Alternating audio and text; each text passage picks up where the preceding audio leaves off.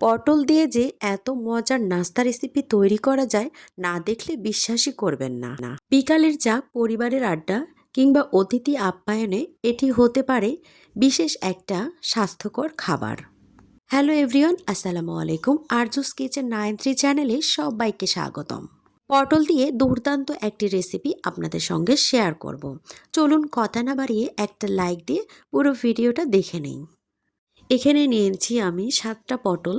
আর পটলগুলোকে আমি সুন্দরভাবে কেটে নেব। আর কিভাবে কেটে নিচ্ছি দেখে নেন ভিডিওতে। আমি আগে থেকে পটলগুলো ভালোভাবে পানি দিয়ে পরিষ্কার করে নিয়েছি।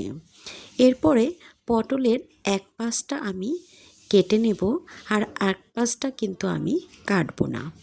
প্রথম পাশটা আমি কেটে নিয়েছি, আর আমি উপর থেকে নিচ পর্যন্ত একদম চিকন চিকন করে চাকুর সাহায্যে কেটে নেব। একদম কুচি কুচি করে কেটে নিচ্ছি। আমার হাতের দিকে লক্ষ্য রাখলেই বুঝতে পারবেন আমি কিভাবে কেটে নিলাম। ঠিক এভাবেই সম্পূর্ণ পটলগুলোকে কেটে নিয়ে ফিরে আসলাম। দেখুন কতটা সুন্দরভাবে আমি কেটে নিয়েছি। এখন এই পটলগুলোকে আমি একটু লবণ দিয়ে 20 মিনিটের মতো মেখে ঢাকনা দিয়ে ঢেকে রাখবো। তাহলেই পটলের গা থেকে পানিগুলো ছাড়িয়ে আসবে, আর তখনই কিন্তু নাস্তাগুলো রেডি হয়ে যাবে। খেতে কিন্তু খুবই দুর্দান্ত লাগে এই পটলের রেসিপি। একবার হলেও কিন্তু বাসায় ট্রাই করবেন। বাচ্চা থেকে বড় সকলেই কিন্তু পছন্দ করবে এই পটলের রেসিপি। বাসায় যদি কিছু না থাকে আর হঠাৎ করে মেহমান চলে এলো, তখন কিন্তু ঝটপট এই পটলের রেসিপি তৈরি করে চমৎকার করতে পারেন। আমি ঢাকনা দিয়ে ঢেকে রাখলাম, আর অপর পাশে আমি একটা বোল নিয়ে নিয়েছি। আর বোলে আমি এখানে 1 কাপ পরিমাণ বেসন নিয়েছি, আর এখানে হাফ কাপ পরিমাণ চাউলের গুঁড়ি নিয়েছি। চাউলের গুঁড়িটা কিন্তু অবশ্যই নিতে হবে, তাহলেই মুচমুচে হবে। আর এখানে নিয়েছি 1 চামচ পরিমাণ কালো জিরে, হাফ চামচ পরিমাণ রাঁধুনি মিক্সড মশলা, আর এখানে দিয়ে দিলাম হাফ চামচ পরিমাণ জিরের গুঁড়ো, স্বাদ মতো লবণ, একটু হলুদ পাউডার, আর এখানে সবশেষে দিয়ে দিচ্ছি আদা রসুন বাটা, শুকনা মরিচের পেস্ট। এই তো উপকরণ, আর কিছুই লাগছে না। এখানে এখন আমি সবগুলো মিক্সড করে পানি দিয়ে সুন্দরভাবে ব্যাটার তৈরি করে নেব। তবে পানিটা একেবারেই দেওয়া যাবে না, ব্যাটারটা একেবারে ঘন করা যাবে না, একদম মিডিয়াম ব্যাটার তৈরি করতে হবে। ভিডিওটা মনোযোগ সহকারে দেখলে ব্যাটারটা সুন্দরভাবে তৈরি করে নিতে পারবেন। প্রত্যেকটা স্টেপ অনেক সুন্দরভাবে বুঝিয়ে দিয়েছি। পুরো ভিডিওটা দেখে নিলেই খুব ভালোভাবে এই রেসিপিটি তৈরি করে নিতে পারবেন। যারা ভিডিওর এই পর্যন্ত চলে এসেছেন, একটা লাইক দিতে ভুলে গেছেন, অবশ্যই একটা লাইক দিয়ে পুরো ভিডিওটা দেখে নেওয়ার অনুরোধ রইল। দেখুন ব্যাটারটা আমি আস্তে আস্তে রেডি করে নিচ্ছি। আমি এখানে বারে বারে পানি দিয়ে নিয়েছি, কারণ একবারে যদি পানি দিয়ে নিই তাহলে কিন্তু ব্যাটারটা পাতলা হলে খেতে কিন্তু ভালো লাগবে না। আর সেজন্যই আমি বারে বারে পানি দিয়ে ব্যাটারটা রেডি করে নিচ্ছি। একটু সময় নিয়ে আমি ব্যাটারটাকে একটু ফেটিয়ে নিচ্ছি, তাহলে কিন্তু ফুলকো ফুলকো হবে, খেতে কিন্তু স্বাদ লাগবে। আর সবশেষে কিন্তু আমি এখানে দিয়ে দেব বেকিং সোডা। সবশেষে দিতে হবে, আর প্রথমে কিন্তু দেয়া যাবে না, সবশেষে দিলে কিন্তু ফুলে ভালো। এখানে ভালোভাবে আমি ব্যাটারটা রেডি করে নিয়েছি, আর দিয়ে দিলাম বেকিং সোডা। দিয়ে একটু নাড়াচাড়া করে আমি এটা রেডি করে নেব। ব্যাটারটা থিকনেসটা কীরকম হবে আমি একটা চামচের সাহায্যে আপনাদের দেখিয়ে দেব।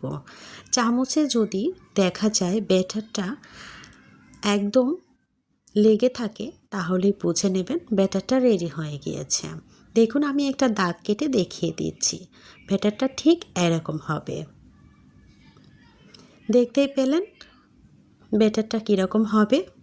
এবারে আমি যে পটলগুলো লবণ দিয়ে মেখে রেখেছিলাম সেই পটল আমি সুন্দরভাবে পানিগুলো চিপে চিপে ছাড়িয়ে নেব।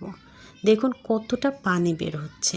ঠিক এভাবেই পানিগুলো আমি একদম চিপে চিপে ছাড়িয়ে নিচ্ছি।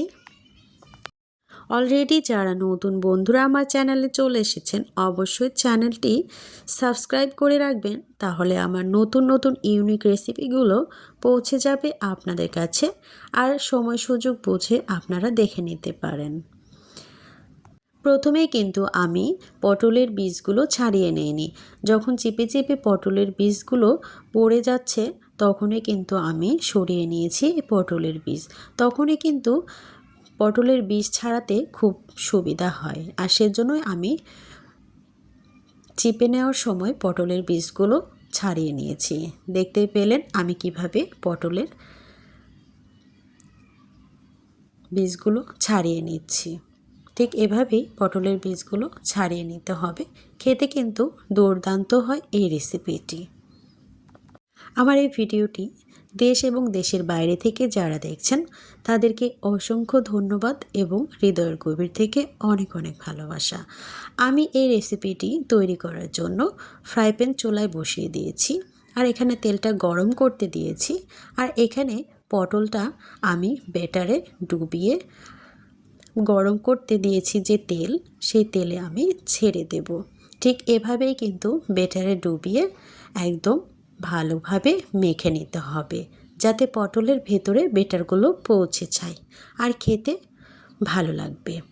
দেখুন এভাবে আমি তেলটা কিন্তু হালকা গরম করে নিয়েছি, একদমই বেশি গরম করা যাবে না, হালকা গরম করে নিয়েছি যাতে আস্তে আস্তে পটলটা ভেতরটা সেদ্ধ হয় এবং মুচমুচে হয়, খেতে দুর্দান্ত লাগে। দেখুন আমি কিভাবে ভেজে নিচ্ছি, ভিডিওটা একটু লক্ষ্য করলেই বুঝতে পারবেন। একদম কাঙ্ক্ষিত কালার না আসা পর্যন্তই ভেজে নিতে হবে। লাল লাল হয়ে গিয়েছে তখন কিন্তু আমি এগুলোকে উঠিয়ে নিচ্ছি। দেখুন কতটা লোভনীয় হয়েছে। যারা পটল খেতে চায় না তারাও কিন্তু এই পটল রেসিপিটা যদি বানিয়ে দেন তাহলে কিন্তু খুব মজা করে খাবে। বিকালের চা, পরিবারের আড্ডা, অতিথি আপ্যায়নে বিশেষ একটা স্বাস্থ্যকর খাবার। এই খাবারটি যদি তৈরি করে দেন তাহলে তো খুবই প্রশংসা করবে। মেহমান আসলে এটি ঝটপট তৈরি করে দিতে পারেন এই নাস্তাটি, এতটাই লোভনীয় হয়। এটা কিন্তু ভাতের সাথে খেতেও কিন্তু দুর্দান্ত লাগবে। গরম ভাতে খেতে অসাধারণ লাগে। এইভাবে একবার বানিয়ে দেখুন কতটা মজা লাগে খেতে। আমি আপনাদের একটা ভেঙে দেখাচ্ছি ভেতরটা কতটা ক্রিস্পি হয়েছে। কেমন লাগলো আমার এই রেসিপিটি অবশ্যই কমেন্ট বক্সে জানাতে ভুলবেন না। আপনার একটা মূল্যবান লাইক কমেন্ট কিন্তু আমার এই ভিডিওটাকে অনেক দূর পৌঁছে নিতে সাহায্য করে। আর এই জন্য একটা রিকোয়েস্ট থাকবে, একটা লাইক একটা কমেন্টের মাধ্যমে জানিয়ে যাবেন আমার এই রেসিপিটি আপনাদের কাছে কেমন লেগেছে। সকলেই ভালো থাকবেন, সুস্থ থাকবেন। সকলের সুস্বাস্থ্য কামনা করে এখানে বিদায় নিচ্ছি। আবারও দেখা হবে নেক্সট কোনো ইউনিক রেসিপি নিয়ে। সে পর্যন্ত সবাই ভালো থাকবেন, আমার জন্য দোয়া করবেন, সকলের জন্য দোয়া রাখি। আল্লাহ হাফেজ।